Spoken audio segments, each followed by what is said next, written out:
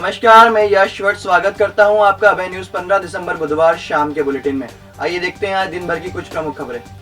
अभय news समय समय पर अपने दर्शकों का आभार मानता रहा है और आपको स्पेशल गिफ्ट्स भी देता रहा है। पिछली बार फेसबुक कॉन्टेस्ट के विजेता रहे रवि कुमायूं ने जीती थी 40 इंच स्मार्ट टीवी। इसलिए एक बार फिर हम लाए हैं आपके लिए स्मार्ट टीवी जीतने का मौका। इस उपहार के लिए आपको हमें YouTube पर सब्सक्राइब करना होगा और रोजाना YouTube पर हमारे बुलेटिन पर कमेंट्स करने होंगे। कमेंट्स खबरों से जुड़े होना जरूरी होंगे या आप शहर की समस्याओं से भी हमें अवगत करा सकते हैं। 90 दिनों तक चलने वाले इस कॉन्टेस्ट पर हमारी टीम नजर रखेगी और सर्वश्रेष्ठ कमेंट्स करने वाले सब्सक्राइबर को बनाया जाएगा विजेता। और हाँ, इतना ही नहीं, टॉप 9 सब्सक्राइबर्स को भी मिलेंगे स्पेशल उपहार। तो हो जाइए तैयार। श्री महाकालेश्वर मंदिर की भस्म आरती में फर्जी आईडी से प्रवेश लेने वाला मुस्लिम युवक मुंबई का है। युवती भी मुंबई की है। दोनों मंगलवार रात उज्जैन पहुंचे थे। युवती ने अपने आईडी कार्ड से होटल में कमरा बुक किया। युवक को कमरे में नहीं आने देने को लेकर युवती का होटल कर्मी से विवाद हुआ था और इसके बाद होटल कर्मियों ने शिवसेना कार्यकर्ता अविनाश पाराशर को सूचना दी थी। इसके बाद यूनुस को साक्षी गोपाल मंदिर के पास पकड़ा गया। दरअसल बुधवार तड़के भस्म आरती में खुशबू यादव के साथ आए यूनुस मुल्ला नाम के युवक को महाकाल मंदिर से पकड़ा गया था। यूनुस के भस्म आरती प्रवेश के लिए अभिषेक दुबे का आधार कार्ड दिया गया था। इस मामले में यह सामने आया है कि खुशबू यादव मुंबई की रहने वाली है और उसका कपड़ों और इवेंट मैनेजमेंट का काम है। वह अपनी मां पार्वती के साथ कारोबार करती है। यूनुस भी खुशबू के यहाँ ही काम करता है। खुशबू हर महीने भस्म आरती और श्री महाकालेश्वर के दर्शन के लिए आती है। इस बार उसके साथ यूनुस भी आया था। मंगलवार रात खुशबू ने श्री महाकालेश्वर क्षेत्र स्थित होटल सत्यम इन में कमरा लिया था। होटल मैनेजर ईश्वर सिंह सिसोदिया के मुताबिक रात करीब 2 बजे खुशबू ने नाइट स्टाफ से कहा था कि एक युवक आएगा, उसे आने देना।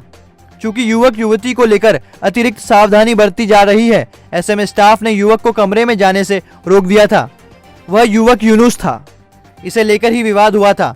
सूत्रों की माने तो होटल कर्मियों ने इसकी जानकारी शिवसेना कार्यकर्ता अविनाश पाराशर को दी थी। अविनाश ने ही यूनुस को मंदिर परिसर में साक्षी गोपाल मंदिर के पास से पकड़कर थाने को सौंपा था। दरअसल हर महीने दर्शन के लिए आने वाली खुशबू पिछले महीने ट्रूप के साथ काशी विश्वनाथ मंदिर में दर्शन के लिए गई थी। इस ट्रूप में लखनऊ का रहने वाला अभिषेक दुबे भी था। दुबे का आधार कार्ड खुशबू के पास रह गया था। उज्जैन आने के दौरान ही खुशबू का परिचय पंडित भोला गुरु और रितेश से हुआ था। यह दोनों उसकी दर्शन व्यवस्था का इंतजाम देखते थे। खुशबू ने भस्म आरती के लिए रितेश से संपर्क किया तो उसने दोनों के आधार कार्ड मांगे थे। हालांकि जब यूनुस के मुस्लिम होने का पता चला तो उसने उसका भस्म आरती पास जारी नहीं होने देने का हवाला दिया था। इसके बाद खुशबू ने अभिषेक का आधार कार्ड देकर भस्म आरती पास जारी करवा लिया। इस तरह गड़बड़ी हो गई। फिलहाल पुलिस ने यूनुस के खिलाफ मुकदमा दर्ज किया है। खुशबू की मां को मैसेज भेजा गया है। उनके आने के बाद और स्थिति साफ होगी कि यूनुस और खुशबू साथ क्यों आए थे। पुलिस जांच के बाद युवती के खिलाफ प्रकरण दर्ज कर सकती है।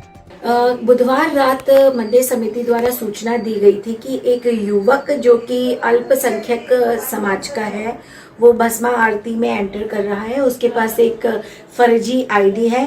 इस पर हमने जांच जारी कर दी है। युवक को अरेस्ट कर लिया गया है और मामला अपराध पंजीबद्ध करने के बाद मामला विवेचना में लिया जाएगा। महाकाल मंदिर में नियमित दर्शनार्थियों की व्यवस्था ठीक होने का नाम नहीं ले रही। बार बार बदली जा रही व्यवस्था से नाराज नियमित दर्शनार्थियों ने महाकाल मंदिर के बाहर धरना दिया। प्रशासक गणेश कुमार धाकड़ मिलने पहुंचे तो दर्शनार्थियों ने 2 दिन में व्यवस्था ठीक करने का कहा। दरअसल मंगलवार को ही प्रबंध समिति ने नियमित दर्शनार्थियों की व्यवस्था में बदलाव किया था। इसके मुताबिक नियमित दर्शनार्थियों की महीने में 90% उपस्थिति अनिवार्य कर दी थी। इसके साथ ही शनिवार, रविवार और सोमवार को उनका गर्भगृह में प्रवेश बंद कर दिया था। साथ ही उनके प्रवेश की व्यवस्था में भी बदलाव किया था। बुधवार की सुबह जब दर्शनार्थी मंदिर पहुंचे तो उन्हें नवग्रह मंदिर के पास से सामान्य दर्शनार्थियों की लाइन में लगा दिया गया। इससे गुस्सा भड़क गया और उन्होंने धरना देना तय किया। दोपहर 2 बजे धरना शुरू हुआ और करीब 1 घंटे तक चला। नियमित दर्शनार्थी नंदा पवार ने बताया कि दर्शन का रास्ता लंबा कर दिया गया है। गर्भगृह में नहीं जाने दिया जा रहा, चाहे जब व्यवस्था बदल देते हैं। दर्शनार्थियों से मिलने मंदिर समिति प्रशासक गणेश धाकड़ भी पहुंचे। शहर कांग्रेस के कार्यकारी अध्यक्ष रवि राय ने उनसे चर्चा की और 2 दिन में व्यवस्था ठीक करने का अल्टीमेटम दिया। रवि राय ने बताया कि मंदिर समिति तानाशाह सा व्यवहार कर रही है। केवल 500 नियमित दर्शनार्थियों को यह समिति दर्शन नहीं करवा पा रही। अफसरों ने मंदिर को प्रयोगशाला बना डाला है। हर दिन नया प्रयोग किया जा रहा है। 2 दिन का अल्टीमेटम व्यवस्था ठीक करने के लिए दिया है, नहीं तो कलेक्टर से मिलेंगे और वहां भी सुनवाई नहीं हुई तो फिर सीएम तक जाएंगे। भक्तों पे ये तानाशाही भक्तों पे ये तानाशाही आवाज दो। प्रशासक महोदय द्वारा अवगत कराया गया है। समय की सीमा में हमको बांधा गया है कि आप प्रातः 7 से 9 एवं शाम को 6 से 8 तक आपको गर्भगृह में भी दर्शन होंगे, लेकिन सभी को ज्ञात है शनिवार रविवार और सोमवार को प्रतिबंधित किया गया है। जल तो चढ़ाने ही नहीं दे रहे हैं, लेकिन 9 बजे से जैसा हमको कहा हम 7 से 9 आते हैं और अंदर की ये व्यवस्था है कि जब हम लोगों का समय समाप्त होता है उसके बाद में गर्भगृह में जल चढ़ाने के लिए लोगों को छोड़ा जा रहा है। तो हमारे साथ बिल्कुल अन्याय किया जा रहा है। डेली दर्शनार्थी बहुत बुजुर्ग लोग हैं, हम लोगों को बहुत ज़्यादा घुमा के और अंदर के आने की व्यवस्था की जा रही है। काला गेट बंद कर दिया गया है। 1500 की रसीद वालों को चढ़ाया, जल चढ़ाने दे रहे ठीक हैं, है, 250 वालों आप को चढ़ाने पैसे दे रहे हैं। लेके जो भी आपको व्यवस्था करना है करिए, हम उससे मना नहीं कर रहे हैं, लेकिन जो हम नित्य डेली वाले लोग हैं उनके संग जो अन्याय कर रहे हैं तो ये हम नहीं सहन करेंगे। अब बिल्कुल आप कहीं भी कहिए हम नहीं करेंगे, आपके मंदिर की व्यवस्था में पूरा सहयोग करेंगे, लेकिन हमारे साथ जो अन्याय होगा हम डेली वाले अब सहन नहीं करेंगे। आज इन सब बात को लेकर के सुलभ दर्शन हो, शीघ्र दर्शन हो, तत्काल दर्शन हो उज्जैन वासियों के, इन सब बातों को लेकर के यहाँ पर धरना दिया गया था। कल जो प्रशासक महोदय का जो प्रेस नोट जारी हुआ है उसमें इस प्रकार की बातें कही गई है, वो किसी भी प्रकार से तानाशाही पूर्वक प्रेस नोट जारी किया गया है। उनकी भाषा भी इस प्रकार की है। उसमें कहा गया कि 90% हाजिरी होना चाहिए। अभी प्रतिशत का शब्द कहाँ से आ गया दर्शन के अंदर, ठीक है ना। अगर 90% की बात करते हैं तो 30 दिन का 90% के बाद 3 दिन होता है। 7 दिन तो हमारी महिला मंदिर दर्शन करने आ नहीं सकती है ना, सनातन धर्म के हिसाब से। दूसरी बात है परिवार में, कुटुंब में मौत मैयत होती है, कोई 15 दिन का सूतक मानता है, कोई 1.25 महीने का सूतक मानता है। तो क्या ऐसी दोनों स्थितियों में क्या हमारे डेली दर्शन वालों को आप भगवान महाकाल के दर्शन व्यवस्था से बाहर कर देंगे?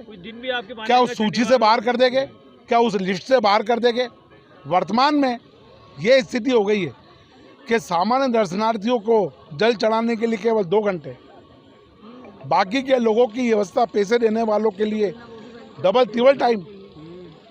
अब कह दिया है शनिवार को जल नहीं चढ़ाएंगे, रविवार को भी जल नहीं चढ़ाएंगे, सोमवार को भी जल नहीं चढ़ाएंगे। भाई क्या भगवान महाकाल 3 दिन बिना जल के रहेंगे भक्तों के? पुणे से इंदौर आ रही महिला यात्री का उज्जैन रेलवे स्टेशन पहुंचने से पहले अज्ञात बदमाश ने पर्स चोरी कर लिया। उसमें आभूषण और नकदी थी। महिला ने उज्जैन पहुंचने पर जीआरपी को शिकायत की। पुलिस के मुताबिक तस्नीम पिता हामिद अली निवासी महू मंगलवार को पुणे से इंदौर आ रही थी। वह पुणे इंदौर एक्सप्रेस के कोच S6 से यात्रा कर रही थी। उज्जैन आने से पहले उनका पर्स अज्ञात बदमाश ने चुरा लिया। पर्स में सोने का हार, चेन, अंगूठी, सोने के दाने सहित 15,000 रुपए नगद थे। आभूषणों की कीमत करीब 75,000 रुपए बताई गई है। तस्नीम ने जीआरपी को रिपोर्ट दर्ज करवाई। शहर में बगैर पीयूसी प्रमाण पत्र के वाहन दौड़ रहे हैं। इनमें से कई वाहनों में एयर पॉल्यूशन बहुत ज्यादा मिला। मौके पर ही प्रमाण पत्र जारी किए गए। फूड विभाग, प्रदूषण नियंत्रण बोर्ड एवं परिवहन विभाग ने लंगर पेट्रोल पंप पर जांच की। 50 से अधिक वाहनों की जांच की गई। इनमें से 25 से ज्यादा वाहनों में एयर पॉल्यूशन ज्यादा मिला। इन सभी को प्रमाण पत्र जारी किया गया। पंचायत चुनाव के नामांकन पत्र दाखिल करने का सिलसिला शुरू हो गया है। बुधवार को 42 नामांकन दाखिल किए गए। त्रिस्तरीय पंचायत चुनाव के लिए नामांकन भरने का सिलसिला बुधवार से शुरू हो गया। अभी पहले और दूसरे चरण के लिए नामांकन किए जा रहे हैं। इसी कड़ी में उज्जैन जनपद में सरपंच पद के लिए 8 नामांकन दाखिल किए गए। बड़नगर में यह आंकड़ा सरपंच पद के लिए 5 रहा। घटिया जनपद में जनपद पंचायत सदस्य के लिए 1 और सरपंच के लिए 10 नामांकन दाखिल किए गए। खाचरोद जनपद में सरपंच पद के लिए 11 और पंच पद के लिए 7 नामांकन मिले हैं। सर्वधर्म मददगार सोसाइटी ने बुधवार को मिल मजदूर संघ कार्यालय श्रम शिविर में मिल श्रमिकों को कंबल बांटे। कार्यक्रम के अतिथि शहर काजी खलीकुर रहमान, ASP सिटी अमरेंद्र सिंह अभय न्यूज के एडिटर इन चीफ अभय तिरवार, पत्रकार शमशाद खान थे। शहर काजी खलीकुर रहमान ने कहा कि सर्वधर्म मददगार सोसाइटी बेहद नेक काम कर रही है। यह काम खुदा से जुड़ा है। मैं सर्वधर्म सोसाइटी को मुबारकबाद पेश करता हूं और दुआ करता हूं कि यह काम पूरे मुल्क में फैल जाए। सर्वधर्म सोसाइटी ने जिस काम को किया है वो काबिल तारीफ है, और वो काबिल तारीफ अगर है तो उसकी दो वजहें हैं। सबसे बड़ी वजह तो वो लोग जो उज्जैन के अंदर अपना एक वजूद रखते हैं, क्योंकि उज्जैन भी इस मुल्क के अंदर अपना एक वजूद रखता था, ताकि इस शहर में नहीं बल्कि पूरे मुल्क के अंदर ही जज्बा कायम रहे। अभय न्यूज के एडिटर इन चीफ अभय तिरवार ने कहा कि सोसाइटी लंबे समय से समाज सेवा का काम कर रही है। आज मील मजदूरों को कंबल बांटकर शानदार काम सोसाइटी ने किया है। सोसाइटी है लंबे समय से काम कर रही है और कोरोना काल में भी काफ़ी एक्टिव रही है, और जब जब लोगों को ज़रूरत पड़ती है, ज़रूरतमंदों को, इस सोसाइटी के जो सदस्य हैं, लोग हैं, वो काफ़ी आगे बढ़ चढ़ कर आते हैं। आज जो है उन लोगों ने जो मिल मजदूर से जुड़े हुए सदस्य रहे हैं, उनके परिवारों को कंबल वितरित किए हैं और बहुत एक शानदार काम किया है। मिल मजदूर संघ अध्यक्ष ने कहा कि ठंड से मजदूरों को बचाने के लिए कंबल बांटे गए हैं। ठंड से बचने में यह कंबल बहुत मददगार होंगे। जैन मिल मजदूर संघ श्रम मंदिर में आज जो धर्म सोसाइटी ने सर्वधर्म सोसाइटी ने मजदूर वितरण के लिए धर्म सोसाइटी को धन्यवाद उज्जैन मिल मजदूर संघ और समसेवी की ओर से देता हूँ। एएसपी अमरेंद्र सिंह ने कहा कि सोसाइटी लगातार समाज सेवा कर रही है। कोविड काल में भी सोसाइटी ने बेहतर काम किया था। कार्यक्रम में श्रमिकों को 50 से ज्यादा कंबलों का वितरण किया गया। इस मौके पर सभी लोग आज यहाँ उपस्थित थे, पूरी यूनियन के लोग उपस्थित थे, और मैं इस अवसर पर पूरी जो टीम है सर्वधर्म सोसाइटी की, उसको मैं बधाई और शुभकामनाएं प्रकट करता हूँ। ऐसे लोगों को बहुत बहुत शुभकामनाएं देता हूँ। शहर के ख्यात कवि दिवंगत ओम व्यास ओम को 17 दिसंबर को कविताओं के जरिए याद किया जाएगा। साहित्य अकादमी के तत्वाधान में होने वाले आयोजन में देश के ख्यात कवि उज्जैन के कालिदास अकादमी संकुल में एकत्र होंगे। जबलपुर के सुदीप भोला, रायपुर के अजय अटपटू, शाजापुर के पंकज पलाश, भोपाल की अनु सपन, रतलाम के धमचक मुल्तानी, ग्वालियर के रामकिशोर उपाध्याय, भोपाल के धर्मेंद्र सिंह सोलंकी, उज्जैन के राहुल शर्मा, अशोक भाटी कविताएं सुनाएंगे। स्थानीय समन्वयक की भूमिका ओम जी के पुत्र तेजस व्यास निभाएंगे। अकादमी निदेशक डॉक्टर विकास दवे ने बताया कि रात 8 बजे से कवि सम्मेलन शुरू होगा। बकाया जल शुल्क वसूली और अवैध नल कनेक्शनों को नियमितीकरण करने के लिए गुरुवार को छतरी चौक एवं कबीर नगर बसंत विहार में शिविर लगाया जाएगा। कार्तिक मेले में सांस्कृतिक कार्यक्रमों की श्रृंखला में गुरुवार को एसके म्यूजिकल ग्रुप ने सदाबहार गीतों की प्रस्तुति शाम 6 बजे से होगी। नीनाद नृत्य अकादमी नृत्य की प्रस्तुति रात 8 बजे से होगा। कार्तिक मेले के सांस्कृतिक कार्यक्रमों की श्रृंखला में मलखम का प्रदर्शन अखिल प्रादेशिक जीवाजी राव व्यायामशाला भागसीपुरा में हुआ। भजन संध्या की प्रस्तुति श्री रवि प्रकाश वाजपेयी ने दी।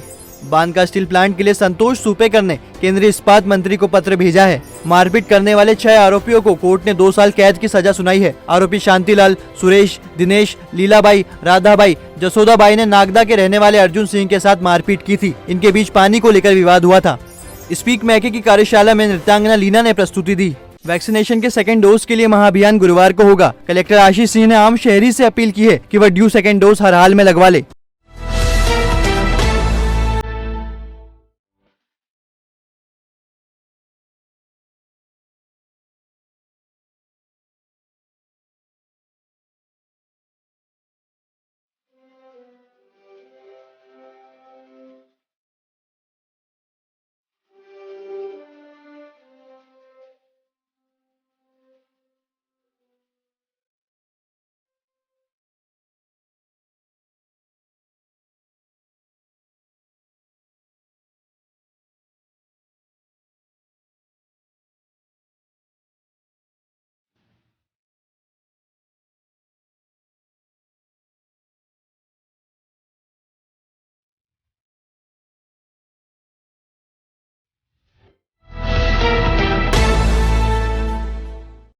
तो आपने देखा आज का हमारा बुलेटिन। आपको यह बुलेटिन कैसा लगा, अपने सुझाव हमें जरूर पहुंचाएं। और जाने से पहले अभय न्यूज परिवार आप सभी से निवेदन करता है कि मास्क जरूर लगाएं, सामाजिक दूरी का पालन करें और स्वस्थ रहें। धन्यवाद।